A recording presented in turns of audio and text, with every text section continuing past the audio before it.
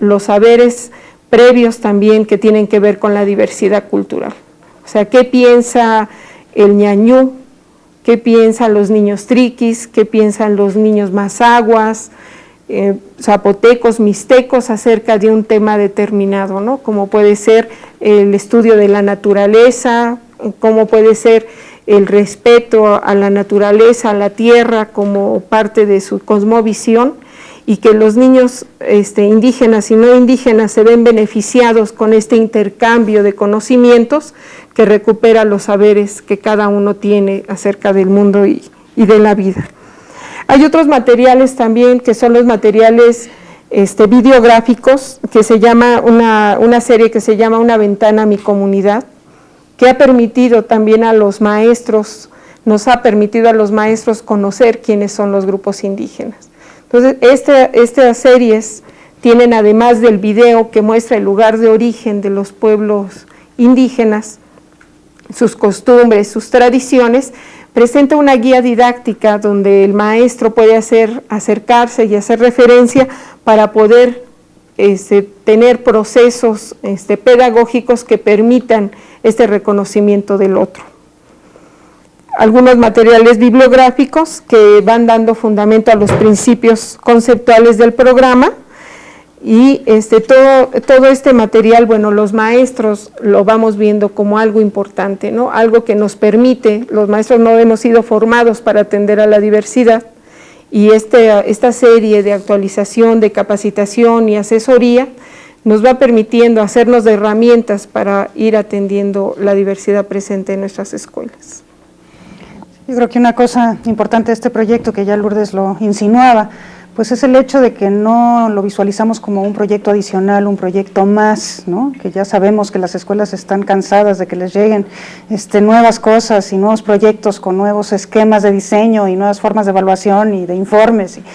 Y nosotros insistimos mucho que no se trata de un proyecto más, de un proyecto adicional, sino de una nueva manera de ver lo que usualmente hacemos, ¿verdad? O sea, no se trata de hacer cosas diferentes de las que usualmente hacemos, sino simplemente de verlo de manera distinta, y por lo mismo de realizar pues actividades diferentes, pero que nos conducen a los mismos propósitos que siempre tuvimos presentes, ¿no? Entonces, el enfoque es aquí quizás la palabra importante, ¿verdad? Se trata de un enfoque distinto, pues de una actividad que suele ser ordinaria dentro de las escuelas preescolares y primarias. Pero Mindaji, yo te pediría si nos hablaras un poco de cómo ves tú este asunto de la innovación, qué le estamos añadiendo a la educación mexicana con esta universidad. Lo principal que veo aquí de la innovación es precisamente que la universidad vaya a las comunidades, a las zonas donde nunca se había tenido una oportunidad antes, y que ello vaya apoyado con incentivos a través de las becas, porque muchos bachilleres o muchos bachilleratos estudiantes no podrían cursar una educación superior sin el apoyo precisamente del gobierno federal y estatal. Entonces, la innovación va en el sentido de que precisamente tenemos 272 alumnos, el 66% son mujeres. O sea, hemos alcanzado ya digamos, más allá de la cuota de género. Y en ese sentido, yo creo que la innovación está en cómo se da la relación con los estudiantes. El profesor, el maestro, es tutor, atiende sus tutorías, y entonces hay una relación horizontal con el estudiante. Además, el tutor o el profesor siempre va a estar impulsando la interculturalidad a través de preguntar a los estudiantes sobre sus conocimientos que traen. Ese es un plus que también tenemos de parte de los estudiantes, que ellos son reconocidos a través de los saberes que traen a la universidad. Y en ese sentido también va ligado con la vinculación a la comunidad, que tradicionalmente se ha llamado como servicio social. Aquí le estamos nombrando más como servicio a la comunidad.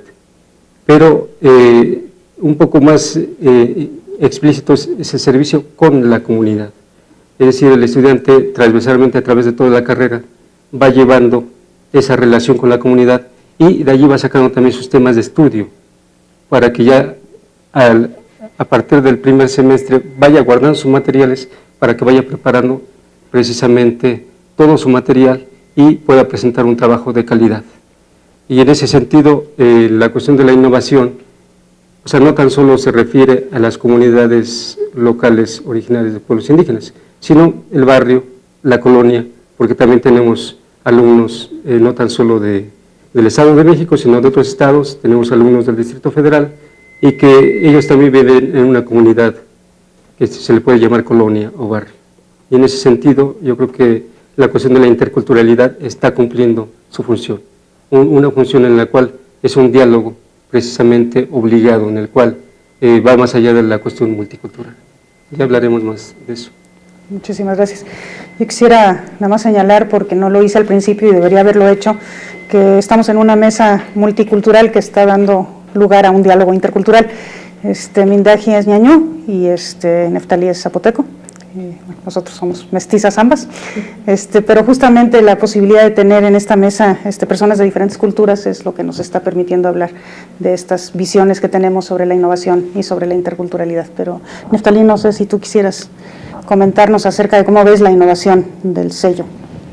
Pues yo creo que una de las tareas, o más bien de las oportunidades que tienen nuestras comunidades en poder ahora diseñar su propia currícula, ¿no? O sea, trabajar, participar en ella es una cosa fundamental. Yo creo que es la parte innovadora que trae este proyecto educativo, porque prácticamente, a mí me tocó estudiar en otros, hace algunos años, y bueno, llega uno y se adapta de acuerdo a las condiciones, de acuerdo al área que quiere uno desarrollar. En cambio aquí permite, o sea, que las propias autoridades municipales, los propios conocedores de la lengua participen en el diseño de la currícula, y eso es una cosa fundamental, ¿no? Entonces creo yo que ese es el valor agregado que tiene este sistema educativo. Otra de las cosas también que creo que son fundamentales y que se rescatan en la parte de los valores, y hay una revalorización en términos de la lengua, en términos de la cultura. Aquí los jóvenes también empiezan a practicar, o sea, una parte de la currícula se llama desarrollo comunitario, en la cual parten desde el diagnóstico, tienen los objetos de transformación, trabajan sobre ellos y al final, o sea, de sus 3 años de estancia en el plantel, llegan a tener propuestas más claras de trabajo. Eso que permite, por un lado, que hay una mayor participación también de la gente de la comunidad en el desarrollo de la currícula, o sea, como ponentes o como asesores, ¿no? En términos de la lengua, en términos de los conocimientos que existen. Este trabajo de investigación que se hace, que se practica ahí con los jóvenes, pues recorren, ¿no? O sea, los lugares sagrados, recorren pues todos los elementos que existen en términos, si es un área forestal, si es un área agrícola, si es un área en la cual existen otras condiciones de desarrollo, bueno, empiezan a identificar y empiezan a plantear cuál puede ser alguna de las alternativas que en lo sucesivo, ¿sí?, pueda darse una respuesta. Desde luego que también los jóvenes se están preparando académicamente pues para continuar sus estudios. O sea, no es dejarlos en el nivel medio superior y decir, bueno, resuelve y ahí quedas, ¿no? O sea, hasta ahorita casi un 25% nada más de los jóvenes que han egresado de la primera generación continúan sus estudios. O sea, tenemos un reto fundamental ahí en términos de decir, bueno, el 75% de los jóvenes continúa en su comunidad.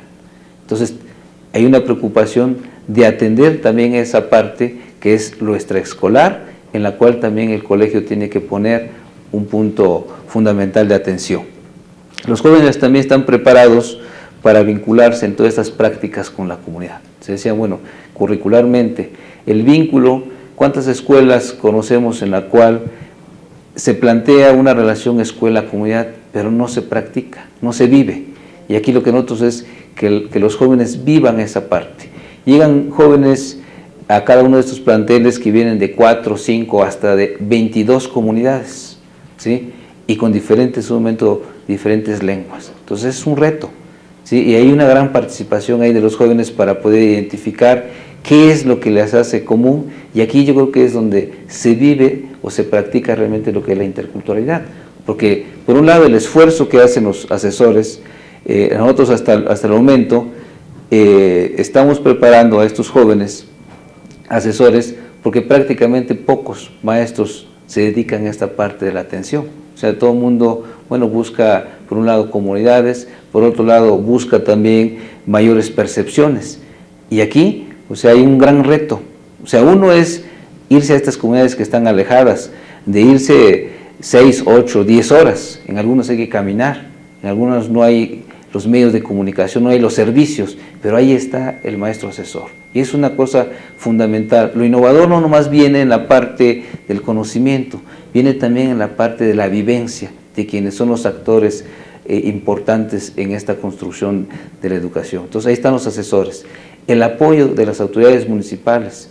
Hemos visto de que en algunos planteles el 90% de las acciones y de la infraestructura que se desarrolla ahí lo aportan las comunidades, ¿sí?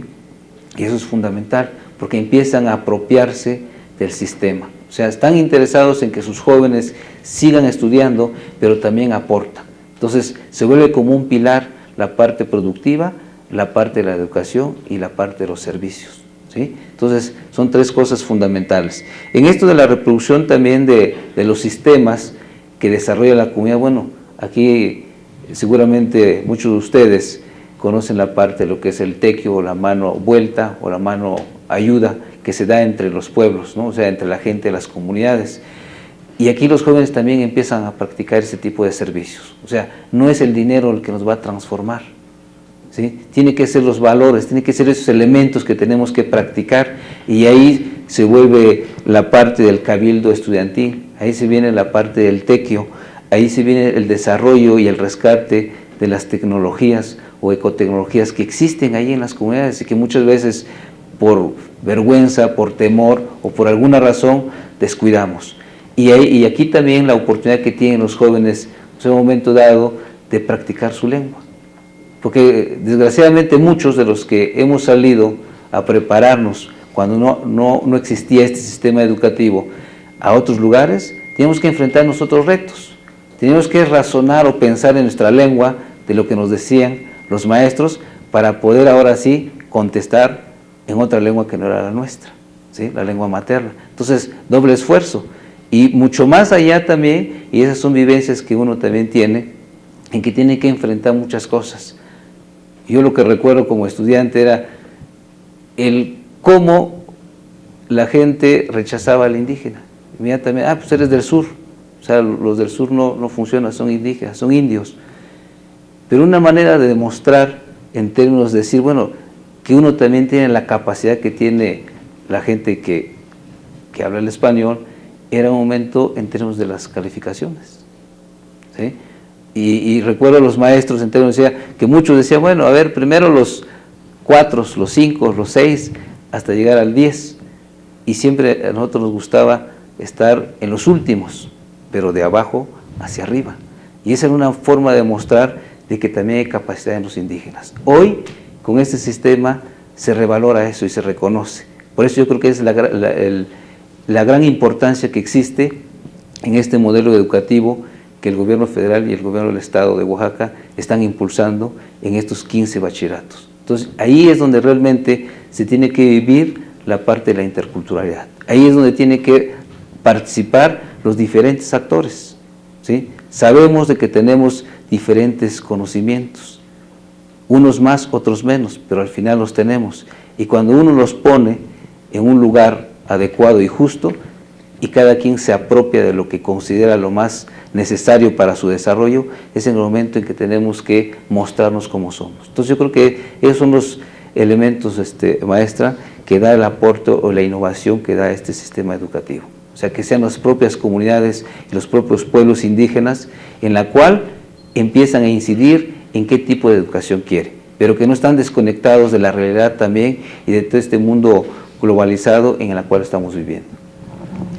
Pues creo que has dado una excelente definición de interculturalidad vivida desde el Colegio Superior de Educación Intercultural de Oaxaca y sobre todo de los bachilleratos interculturales. A mí me gustaría que también Lourdes y Mindaji nos contaran cómo ven ellos la interculturalidad en sus proyectos. Lourdes, ¿quieres iniciar?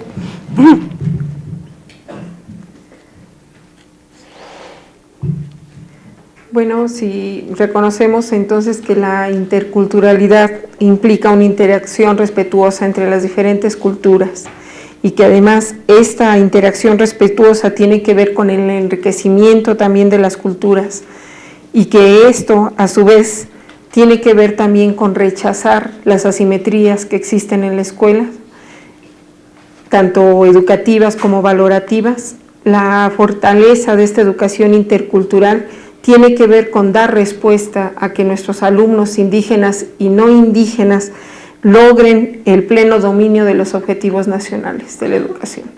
No basta con que algunos alumnos vayan dominando los contenidos nacionales, sino es preciso que los niños indígenas, que son los que están más en estas asimetrías, aquí también en el Distrito Federal, de deserción, reprobación, de ausentismo, vayan permitiéndose en la escuela estar en los momentos de lograr que ellos también vayan adquiriendo los contenidos culturales.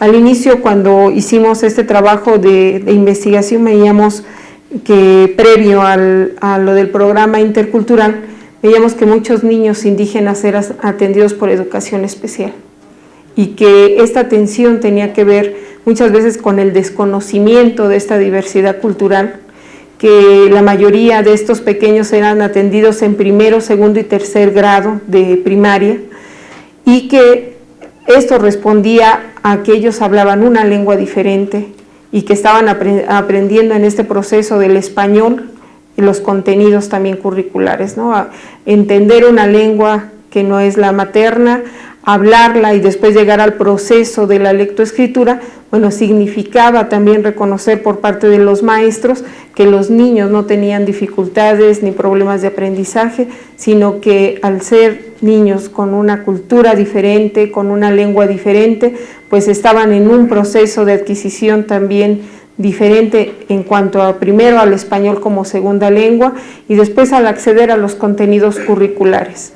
Entonces, una de las necesidades de esta educación intercultural es darle las mismas oportunidades a los niños indígenas para que también accedan a los contenidos curriculares, que desarrollen una competencia oral y escrita en ambas lenguas. Eso sería algo necesario también en nuestras escuelas en el Distrito Federal, aunque nosotros, como ustedes saben, los maestros no hablamos las lenguas de los niños indígenas, ¿no? Pero sí hay propuestas educativas que están puestas desde este programa intercultural que le facilitan al maestro el que los niños, o posibilita para que los niños aprendan sus lenguas también. Lograr que los niños y las niñas se sientan felices reconociendo lo que son, eso es algo muy importante, ¿no? O sea, podemos lograr que ellos adquieran los contenidos nacionales, podemos lograr que haya este respeto entre las diferentes culturas, pero lograr que los niños se sientan felices reconociendo lo que son es algo muy importante también en la escuela, ¿no? Y ese proceso también es algo que tenemos que trabajar en las escuelas. En una de las escuelas un niño triqui nos decía: yo soy triqui del Distrito Federal. O sea, conservaba su identidad, sobre todo su identidad étnica, y estaba orgulloso de decir que era niño triqui, ¿no? Y hay escuelas donde se vive lo contrario, ¿no? Los niños no quieren decir que son indígenas porque ha significado muchos años de segregación, de racismo, de discriminación, y que ese proceso lo vemos también esta educación intercultural en el Distrito Federal, pues lo seguimos viendo como un reto muy importante para seguir caminando en esta posibilidad de que los niños se sientan también valorados y se sientan orgullosos de ser indígenas, ¿no? Y que también se sientan orgullosos y se sientan que son mexicanos y que tienen los mismos derechos en la escuela. Entonces, este proceso de la educación intercultural en las escuelas tiene que ver mucho con esta parte del reconocimiento, que no es fácil, del conocer y del reconocer, pero también con esta parte importante que tiene que ver con la aceptación y el valor que tiene el ser de una cultura diferente, de ser de una etnia diferente, y de sentirse importante ante los demás y que los otros también lo vean importante, ¿no? Este trabajo pues se tiene que hacer desde las aulas, en la escuela, para que poco a poco vaya permeando en la comunidad y que los niños indígenas puedan decir algún día que son ñañús, que son triquis, que son mazaguas, que son zapotecos y que tienen conocimientos muy valiosos, igual que los niños no indígenas, ¿no? Y en esta parte de los ejercicios que se van haciendo en la escuela, el que los niños indígenas puedan hablar de sus leyendas, de sus tradiciones, los va fortaleciendo también en esa autoestima de saber que lo que ellos saben también es importante, ¿no? Entonces esta parte, yo creo que de la interculturalidad tiene que ver con darle las mismas posibilidades a todos los niños en las escuelas, pero brindarles esta oportunidad de ir saliendo de estas asimetrías educativas y valorativas que se viven actualmente en la escuela, ¿no? Y que este programa no fuera solamente un programa para 76 escuelas del Distrito Federal, ¿no? Que fuera un programa donde el enfoque intercultural permeara a todo el sistema educativo nacional. O sea, no que fuera un programa específico para las escuelas donde hay una mayoría de niños indígenas, pero sí reconocemos que este es un primer paso. Teníamos que empezar con algunas y estas escuelas son donde están la mayoría de los niños indígenas, también en nuestras escuelas de educación básica en el Distrito Federal.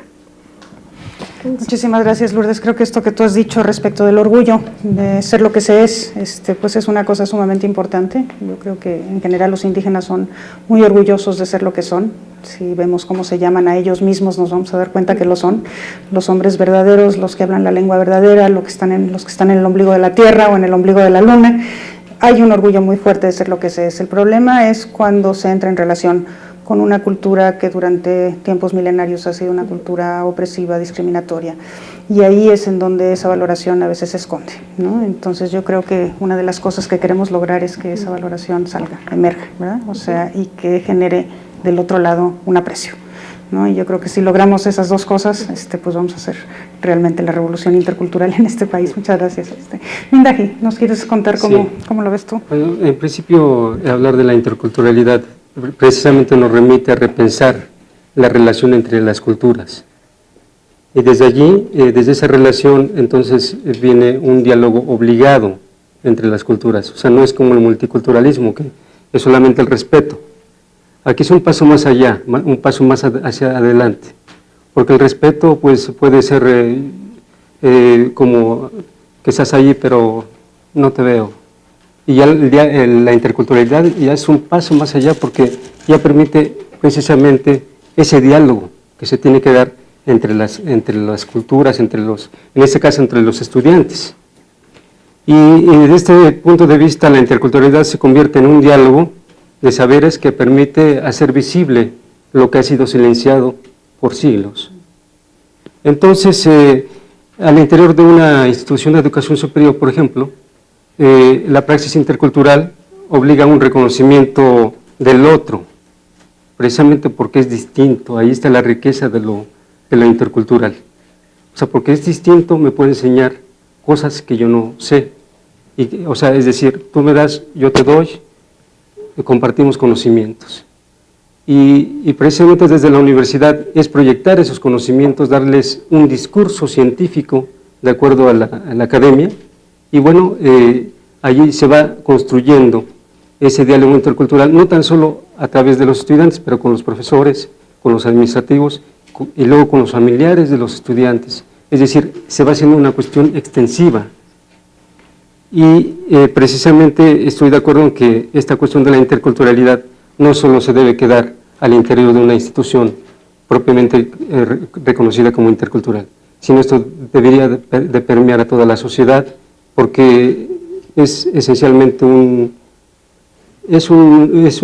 proyecto de nación, y yo diría que es un proyecto de la humanidad, porque precisamente al no reconocer al otro, al silenciarlo, al imponerle, al segregarlo, incluso al desaparecerlo. Entonces allí se entra en conflictos y estamos hablando de que la interculturalidad es la llave precisamente que nos permite el reconocernos a nosotros mismos a través de los demás.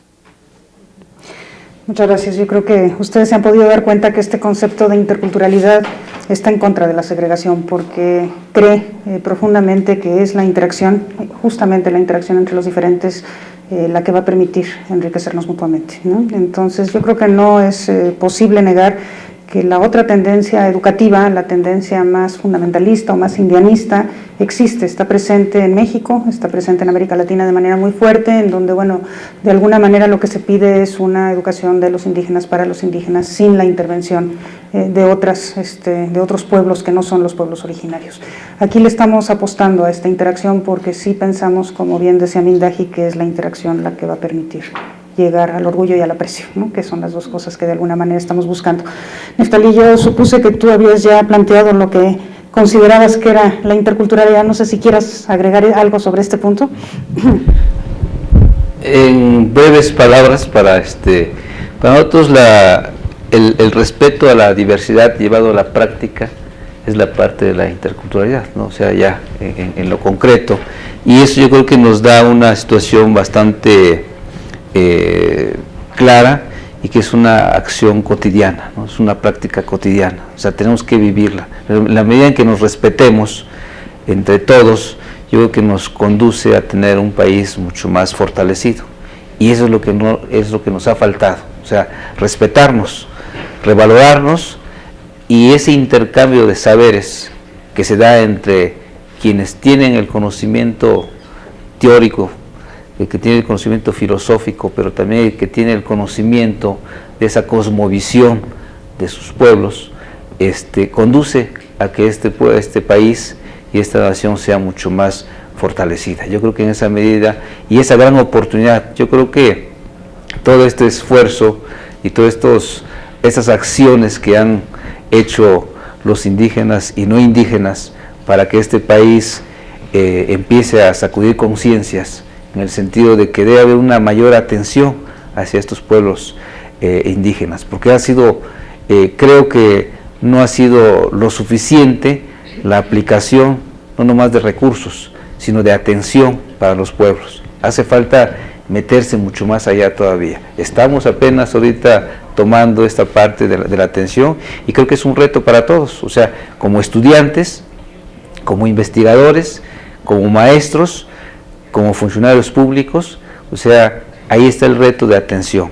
O sea, nosotros cuando hablamos de la parte de la agricultura nada más, o sea, los jóvenes de las universidades se han preparado para una agricultura, pero bajo otras condiciones, que cuando van a las comunidades indígenas, o sea, realmente, o sea, son condiciones totalmente distintas. Y ahí yo creo que tenemos que tener una relación y una vinculación mayor. Entonces, decía, esta diversidad llevada a la práctica es lo que hace la interculturalidad. Pues muchas gracias. Las experiencias que tenemos aquí representadas son todas muy nuevas, pero de diferente edad cada una de ellas. El sello es la más antigua, septiembre de 2001, después el proyecto de educación intercultural en el Distrito Federal, de septiembre del 2003, y la Universidad Intercultural, con la que comenzamos hace mucho tiempo, pero las clases apenas acaban de iniciar. Entonces creo que en todos los casos es difícil hablar de logros, de resultados, porque pues prácticamente estamos empezando. Sin embargo los hay, y a mí me gustaría que ustedes pudieran referirse a algunos de ellos, y a lo mejor también a las dificultades que se han encontrado en el proceso. Entonces empezamos con el más antiguo, Neftalí, por favor.